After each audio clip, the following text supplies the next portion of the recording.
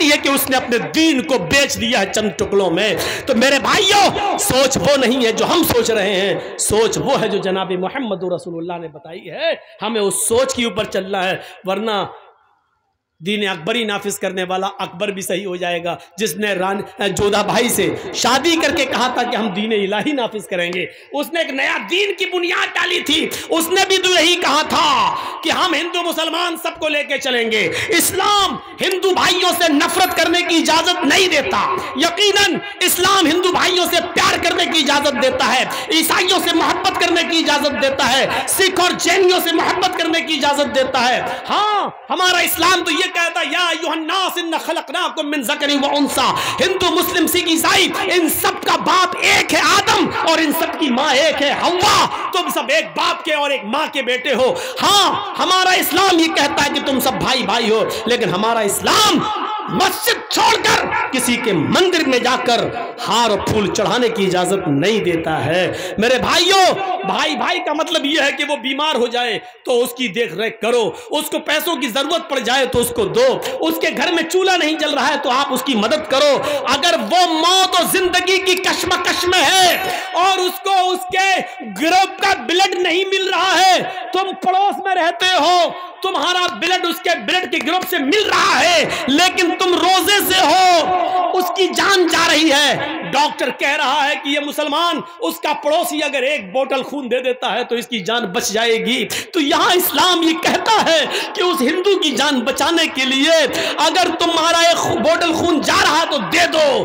कहता है रोजे से हूं, तो इस्लाम कहता है कि तू अपना रोजा तोड़ दे, लेकिन किसी की जान अगर बच रही है तो एक बोतल खून देकर उसकी जान बचा ले। रोजे की कज़ा तेरी बाद में हो जाएगी, इसको बाद में पूरा कर लेना। इस्लाम इस भाईचारे की इजाजत देता है, लेकिन इस्लाम इस बात की इजाजत नहीं देता है कि हम दूसरों के त्योहार में जाकर रंग फेंकें या उनकी पिचकारियों की होली अपने जिस्म पर बर्दाश्त करें और उनसे ये कहें कि लो हमारे भी रंग लगाओ, हम भी तुम्हारे साथ हैं। लो वो हमारी मस्जिद में अगर नमाज पढ़ने आ जाएं तो इसका यह मतलब नहीं कि हम भी उनके मंदिरों में हाथ जोड़कर खड़े हो जाएं उनका वोट पाने के लिए। इस्लाम इस बात की इजाजत हमें बिल्कुल नहीं देता है। मेरे भाइयों, यही हमें सोच अपने अंदर पैदा करना है।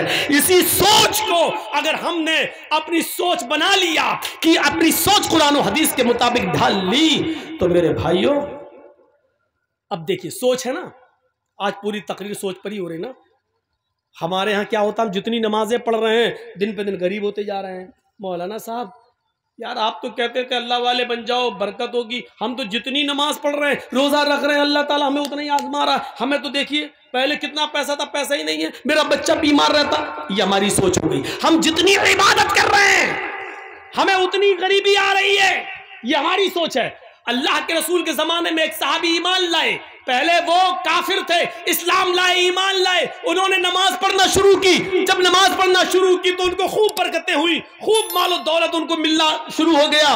वो अल्लाह के नबी के पास रोते हुए आए। देखिए उनकी सोच, हमारी सोच देखिए और उनकी सोच देखिए। वो कहते हैं अल्लाह के रसूल का क्या हुआ कि जब से हम इस्लाम लाए हैं और जब से हमने नमाजों की पाबंदी की है, हमारे घर में खैर बरकत हो रही है, मालो दौलत सोना और चांदी खूब आ रहा है। अल्लाह के नबी ने फरमाया ये तो अच्छी बात है। कहने लगे अल्लाह के रसूल कहीं ऐसा तो नहीं, आप अल्लाह के नबी हैं, पूछिए अल्लाह से, कहीं ऐसा तो नहीं हमारी नमाज, हमारे रोजे और हमारी इबादतों का बदला अल्लाह दुनिया में हमें दे रहा हो और आखिरत में हमें महरूम कर दे।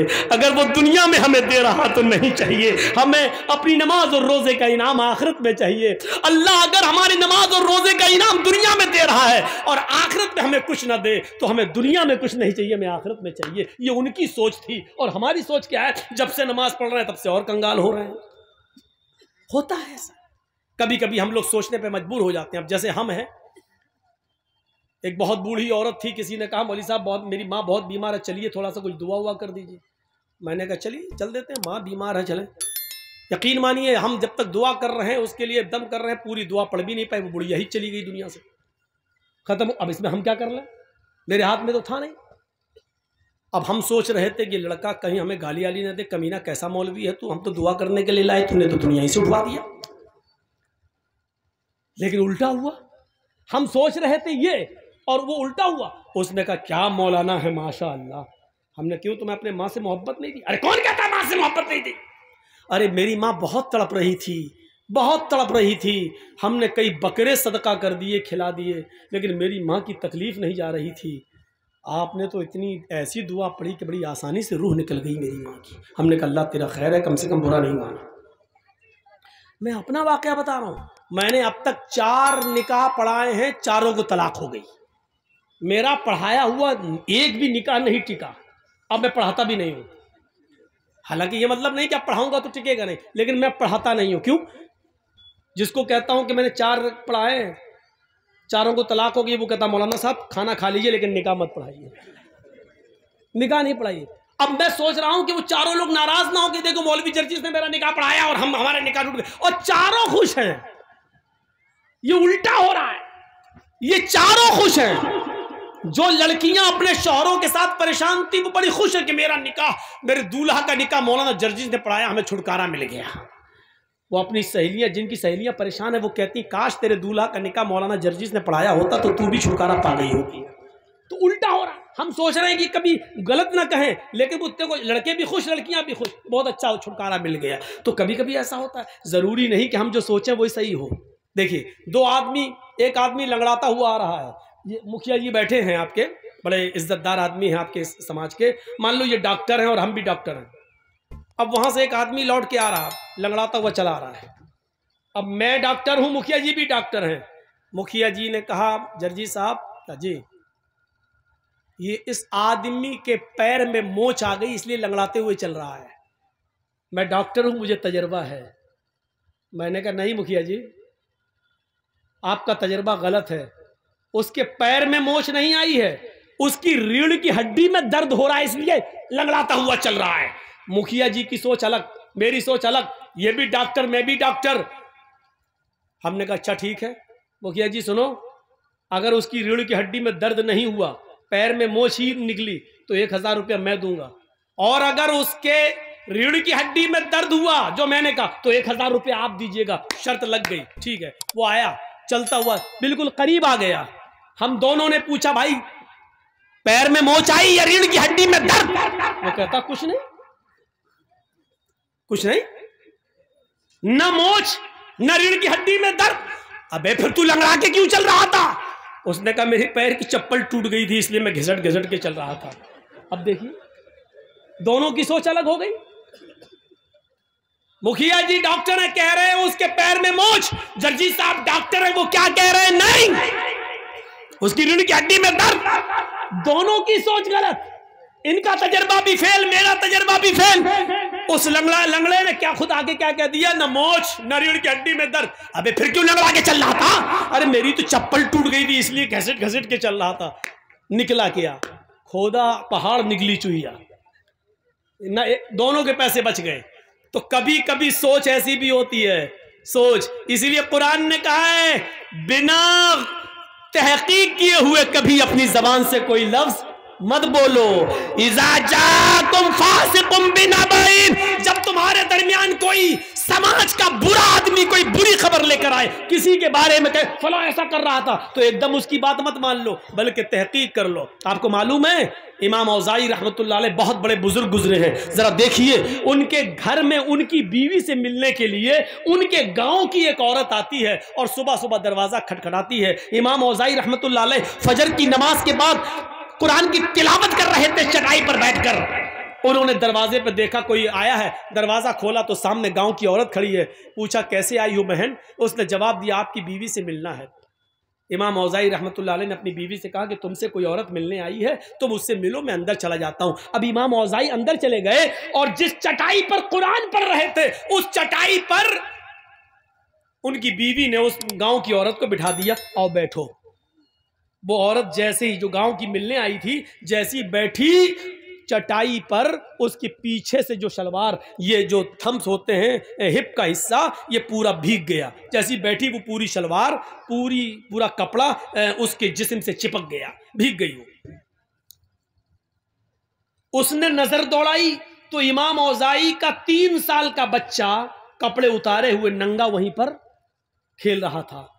उस औरत ने क्या समझा कि अभी इस बच्चे ने यहां पेशाब कर दिया है। देखिए बच्चा नंगा हो, कपड़ा ना हो, और ये बैठी हो पूरा भीग गई, तो इसने क्या कहा, इमाम औज़ाई की बीवी से तुम्हें शर्म नहीं आती? तुमने मुझे इस चटाई पे बिठा दिया जहां तुम्हारे बच्चे ने पेशाब किया है। देखिए पेशाब पूरा मेरे कपड़े में भर गया, अब जाकर मैं नहाऊं और कपड़ा धुलूं?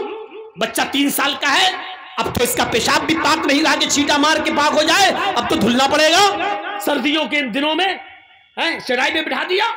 इमाम औज़ाई की बीवी क्या कहती है? देखिए सोच, देखिए उस औरत की सोच क्या थी कि इस पे पेशाब है। इमाम औज़ाई की बीवी कहती है पेशाब नहीं है मेरी बहन, तुम शौक से इस पर बैठी रहो, तुम्हें डरने की कोई जरूरत नहीं। वो कहती है कि मैं कैसे मान लूं ये पेशाब नहीं है?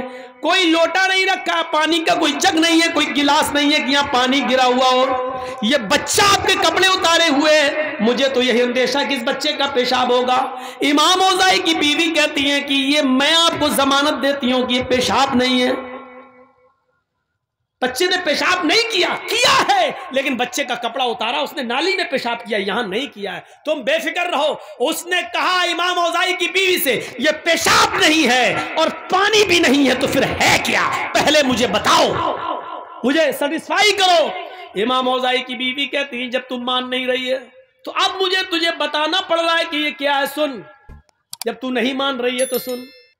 मेरे शौहर फजर की नमाज पढ़ के आते हैं और इसी चटाई पर बैठकर कुरान की तिलावत करते हैं। कुरान पढ़ने के बाद फिर वो अपने रब से अपने गुनाहों की माफी मांगते हैं और तौबा करते हैं। इतनी तौबा करते हैं, इतना रोते हैं अपने रब के सामने कि उनके आंखों से गिरने वाले आंसुओं से ये चटाई भीग जाती है, तर हो जाती है। मेरी बहन, तुम जिस चटाई पर बैठी हो और जिस चटाई के से भीग गई हो, ये मेरे बच्चे का पेशाब नहीं है, ये पानी नहीं है, ये मेरे शौहर के आंखों से गिरने वाले आंसू हैं, जो अल्लाह के खौफ से और अल्लाह के डर से रोते हैं, जिस आंसुओं से तुम्हारी शलवार भीग गई है। देखा आपने वो क्या सोच रही थी और वजह क्या निकली है। जरूरी नहीं हम किसी के बारे में कुछ सोचें, जरूरी नहीं कि हम किसी के बारे में जो सोचें वो सही हो सकता है कि हमारी सोच गलत हो। इसीलिए कुरान कहता है या अय्युहल्लज़ीना आमनुज्तनिबू कसीरम मिनज़्ज़न इन्न बाज़-ज़न्निस। ईमान वालों, ऐ मुसलमानों, कभी अपने मुसलमान भाई के बारे में ज्यादा बदगुमानियां मत रखो, ज्यादा बदगुमानी नहीं। एक लड़की कानों में लीड लगाकर मोबाइल हाथ में रखकर सड़क पर चली जा रही है और बातें करती हुई जा रही है, हमारा दिमाग फौरन वहीं पहुंचता है, ये अपने बॉयफ्रेंड से बात कर रही है। अरे वो जल्दी चल रही है, कानों में लीड लगी है, बात करती हुई जा रही है। जरूरी नहीं कि वो अपने बॉयफ्रेंड से बात कर रही है, हो सकता है कि उसकी बहन बीमार हो, उसको डिलीवरी हो रही हो और वो किसी को फोन करके हॉस्पिटल में बुला रही हो, इसलिए वो जल्दी चल रही हो। ये भी हो सकता है कि वो जल्दी किसी से बात करती हुई जा रही है, उसका बाप का एक्सीडेंट हो गया हो और वहां फोन आया हो कि बेटी जल्दी आओ कुछ रुपए लेकर। जरूरी नहीं है कि वो बॉयफ्रेंड से बात कर रही हो। इसीलिए कुरान कहता है किसी के बारे में ज्यादा बदगुमानियां मत पाला करो, किसी के बारे में ज्यादा बदगुमानियां मत रखो, किसी को तो सोच देखिए हमारी सोच क्या है और उसकी सोच क्या है। मेरे भाइयों, सोच को बदलने की कोशिश करो, सोच को बदलो, सोच को। मेरे भाइयों, मौलाना जर्जीस और मुखिया जी की बनती नहीं है। एक मिसाल दे रहा हूं, मौलाना जर्जीस की और मुखिया जी की बनती नहीं है, आपस में नाराजगी है। न ये मुझे देखना चाहते न मैं इनको देखना चाहता हूं। मुखिया जी अपने घर के दरवाजे पे खड़े हैं, छत पे खड़े हैं, जर्जीस साहब जा रहे हैं, नमाज के लिए जा रहे हैं। जर्जीस साहब की नजर मुखिया जी पर पड़ गई। जर्जीस साहब मुंह हिला रहे हैं, होंठ हिल रहे हैं। अब मुखिया जी के दिल में क्या आया, ये कमीना मुझे गाली दे रहा होगा, क्योंकि हमारी बनती नहीं है ना, हम होंठ हिलाते हुए जा रहे हैं, मुखिया जी ने हमारे होंठ हिलते हुए देखे, कमीना में गाली दे रहा, जरूर दिल में गाली दे रहा होगा, होंठ हिल रहे हैं। मुखिया जी की ये सोच सही भी हो सकती है, लेकिन ये सोचने का पावर और हक अल्लाह ने नहीं दिया है। हो सकता है जर्जीस साहब की मुखिया जी से आंखें लड़ गई, जर्जीस साहब मुखिया जी को गाली न दे रहे हो। ये भी तो हो सकता है कि वो नमाज पढ़ने जा रहे हो और वुजू बना के घर से निकले हो, वो वुजू के बाद की दुआ पढ़ रहे हो। या ये भी तो हो सकता है कि वो सुबहान अल्लाह और अल्हम्दुलिल्लाह कहते हुए जा रहे हो, कुछ भी हो सकता है। इसीलिए कुरान कह रहा है या अय्युहल्लज़ीना आमनुज्तनिबू कसीरम मिनज़्ज़न इन्न बाज़-ज़न्निस। ईमान वालो, तुम किसी किसी के बारे में ज्यादा बदगुमानियां मत अपने दिलों में पाला करो। बहुत सी बदगुमानियां इंसान को बहुत बड़ा गुनाहगार बना देती हैं। हमें किसी के बारे में बदगुमानी पालने की जरूरत नहीं है। अपने दिल के अंदर अपने दिलों को साफ रखो, अपनी सोच को बदलो। मैं समझता हूं शायद अब इतने कम लोग रह गए हैं कि ये मेरी ज़िंदगी का पहला रिकॉर्ड हो कि इतने कम लोगों में मैंने कभी तकरीर की हो। मेरे भाइयों, तकरीर के लिए 1 घंटा काफ़ी था। मुझे तो मुखिया जी ने कहा था कि 10 बजे आपको टाइम मिल जाएगा, लेकिन 12 बजे मुझे बिठाया गया। मुझे मालूम था कि 12 बजे के बाद ही टाइम मिलता है। अगर आज मिल जाता तो वाकई मैं बड़ी तारीफ़ करता। आज ये सोचा था कि बिहार की सरजमीन पर 10 बजे टाइम, ये पहली मरतबा मुझे मिल रहा है। अगर 10 बजे टाइम देते तो मैं वाकई तारीफ़ के जुमले बोलता और कहता कि आपने रिकॉर्ड तोड़ दिया, लेकिन आपने मुझे 12 बजे ही टाइम दिया, इसलिए आप उस तारीफ के हकदार नहीं रह गए हैं। आपने वही टाइम दिया जो हमें आम जलसों में मिलता है, वही टाइम दिया। अब मैं भी थक चुका हूं और मेरा कल प्रोग्राम काफ़ी दूर है, मुझे निकलना है। अल्लाह रब्बुल आलमीन से हम दुआ करते हैं कि बारे इलाह हमारी ख़ताओं को माफ़ फरमा दे, हमारी सोच को इस्लामी सोच बना दे, हमारे अंदर तकवा पैदा फरमा, हमारे अंदर परहेजगारी पैदा फरमा दे, हमारे गुनाहों को माफ़ फरमा दे, हमें आपस में भाई भाई बनकर रहने की तौफीक अता फरमा। जब तक तू हमें